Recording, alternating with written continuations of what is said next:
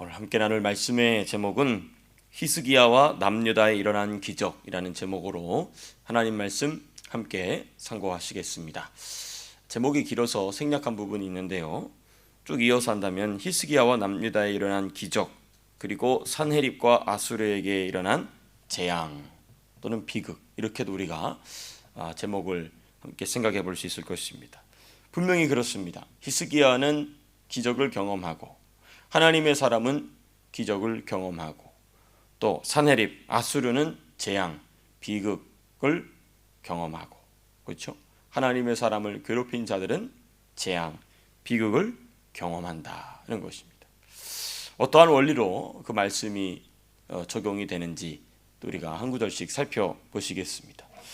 먼저 우리 29절에서부터 34절 보시게 되면 히스기야 왕과 남유다에 대한 하나님의 말씀을 이사야가 대언하는 장면, 또 대언한 말씀이 기록되어 있습니다. 그러니까 우리 어제 본문부터 보시게 되면 하나님이 먼저 하나님을 향하여 분노하는 아수르, 그리고 아수르의 왕, 남유다를 침공한 아수르와 그 아수르의 왕에 대한 하나님 말씀을 살펴봤고, 오늘은 선지자 이사야가 이어서 남유다와 히스기야에 관하여서 대하여서 하시는 말씀이 기록되어 있습니다.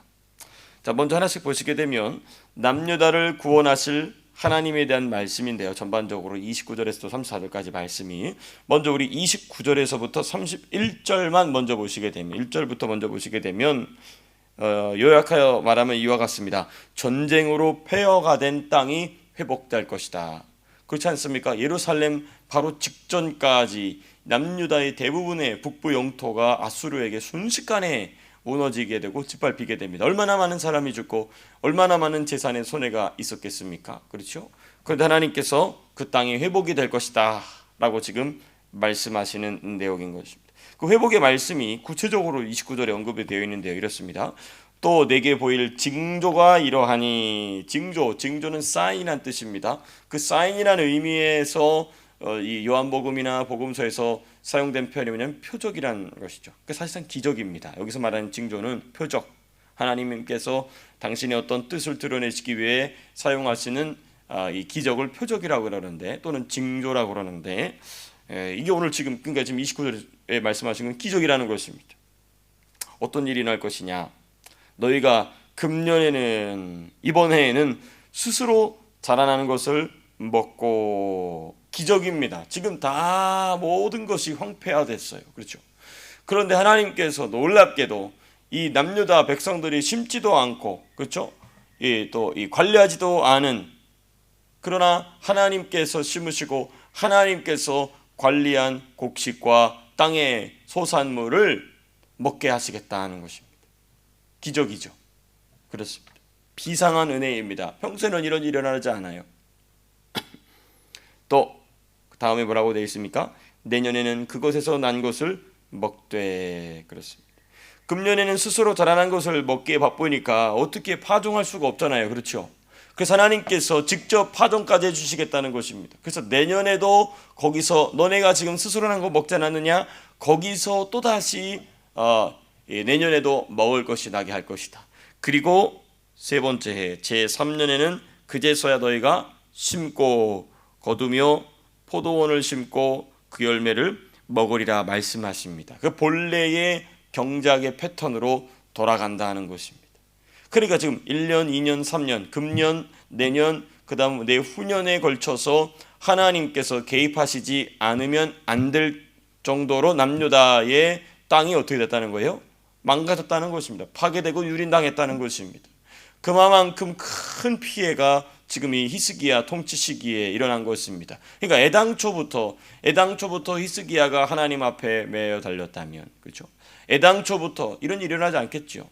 그렇지만 어찌 되었든 히스기야 그럼에도 불구하고 그 중간에라도 하나님 앞에 간절히 부르짖고 선지자 이사야에게 도움을 청하여서 하나님의 말씀을 지금 듣고 있다는 것입니다.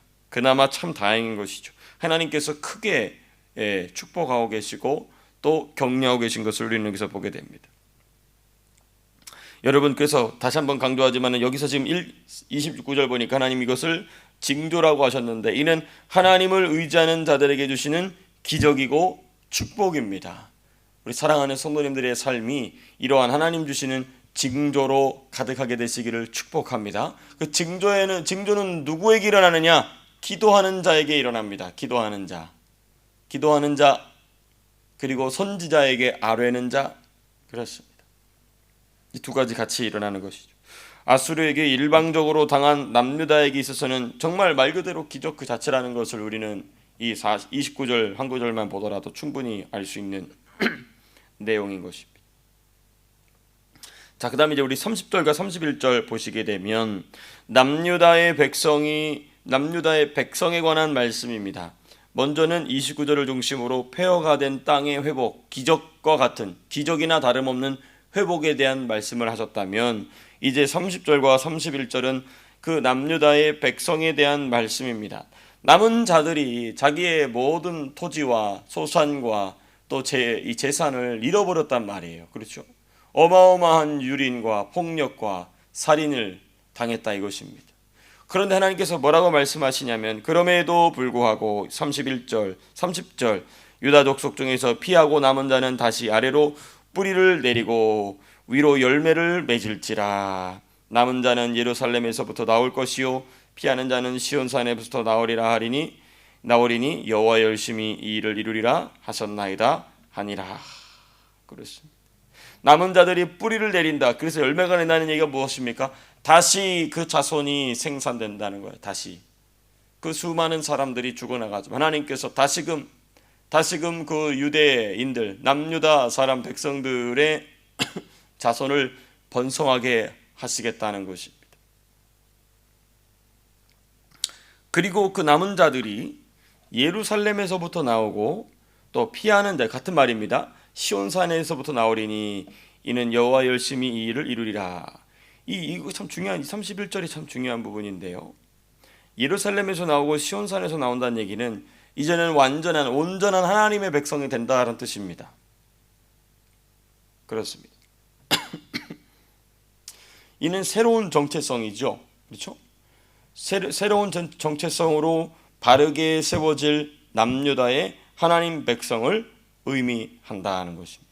자, 그런데 여기서 우리가 짚고 넘어갈 부분이 바로 이 31절 말씀, 특별히 물론 30절과 31절 이 두 구절인데요. 그러나 우리가 이 열왕기 상하, 특별히 열왕기 하, 또 역대하의 역사를 우리가 잘 알지만은 히스기야가 죽은 다음에 그 아들은 어마어마한 죄악을 저질립니다. 그렇죠? 그리고 그 이후로는 이 한두 명의 왕을 제외하고는 이제는 남유다도 타락 일로를 걷게 됩니다. 그리고 남유다가 멸망해서 사라져 버리게 되죠. 그러니까 이 30절과 31절 말씀을 보게 되면 히스기야 통치에는 그렇지, 그럴 수 있다고 생각이 됩니다. 그런데 그게 히스기야로 그냥 끝나버려요.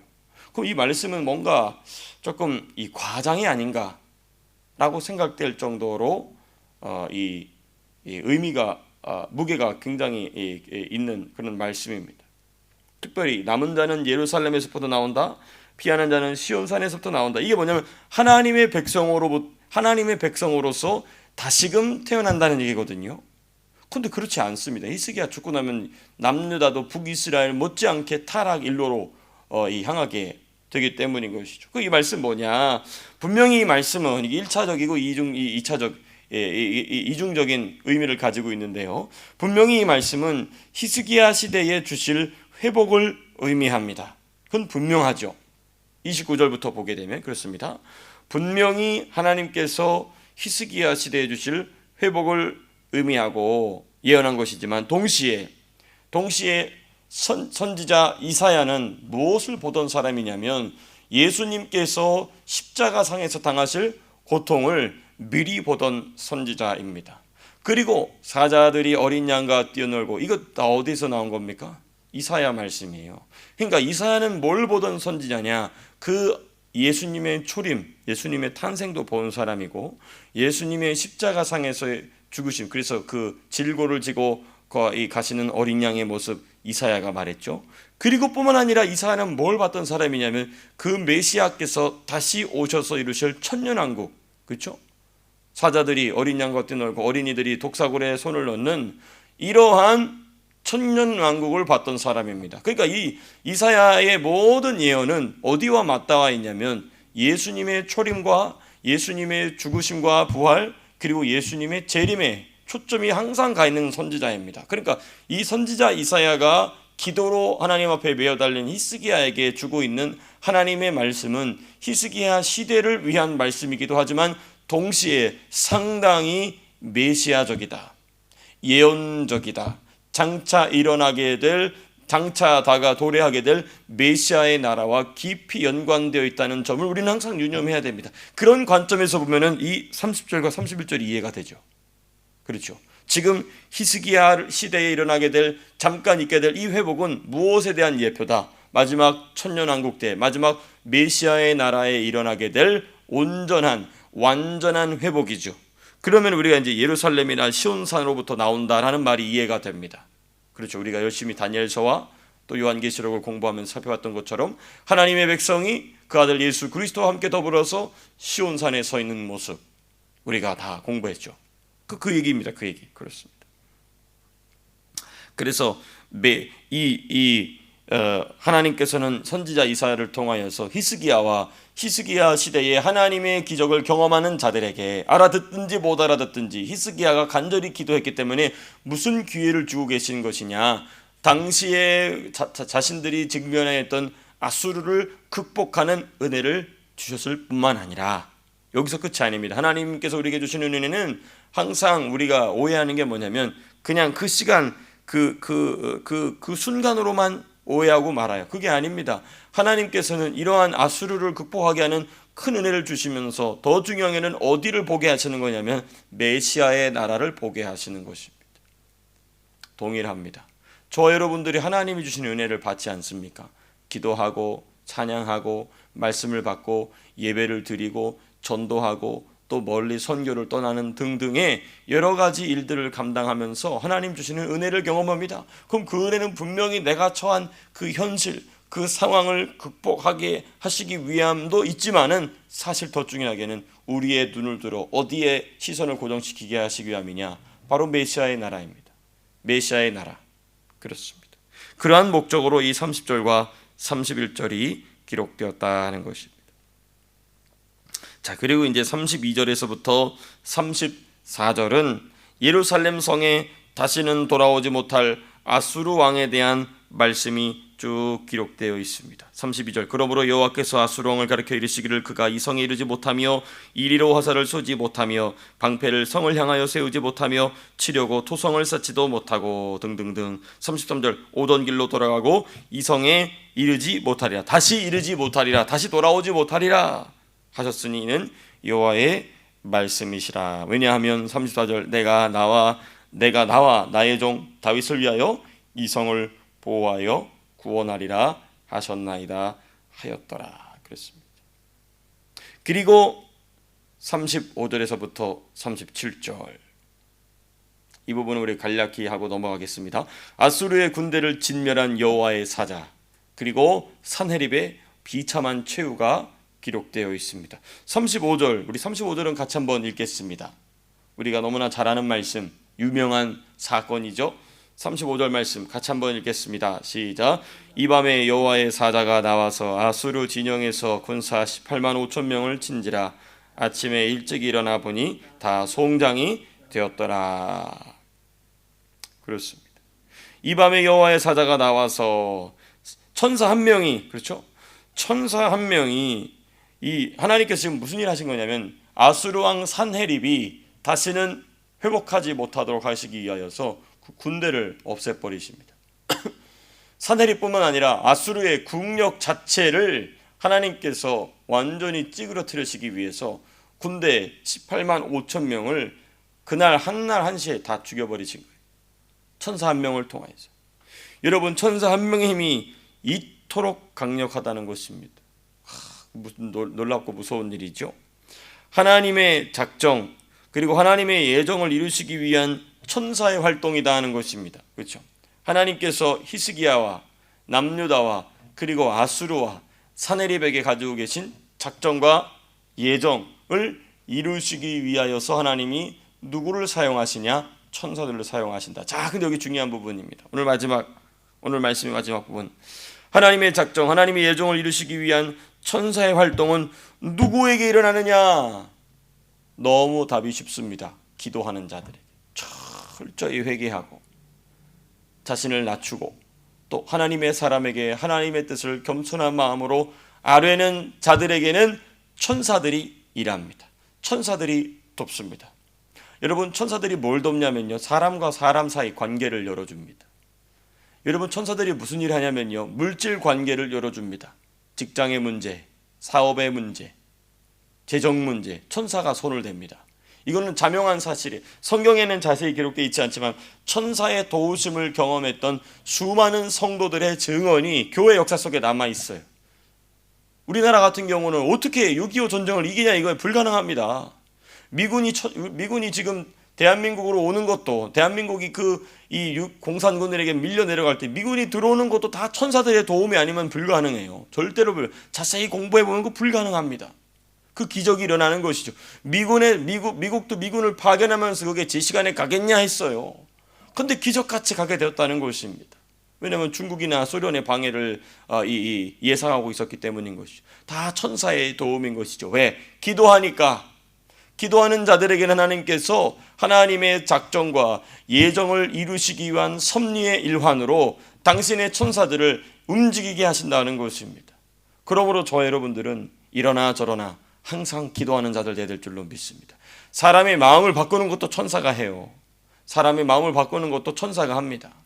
그렇습니다. 그렇지 않습니까? 우리가 지난번에 봤듯이 반란을 일으키는 것도 하나님의 영이 명령을 받아서 사람들의 마음을 바꿔서 반란을 일으키게 하지 않습니까? 사람의 마음을 바꾸는 것, 또 사람과 사람이 만나게 하는 것, 그렇습니다. 너무너무 중요한 일이 아닐 수 없다 하는 것입니다.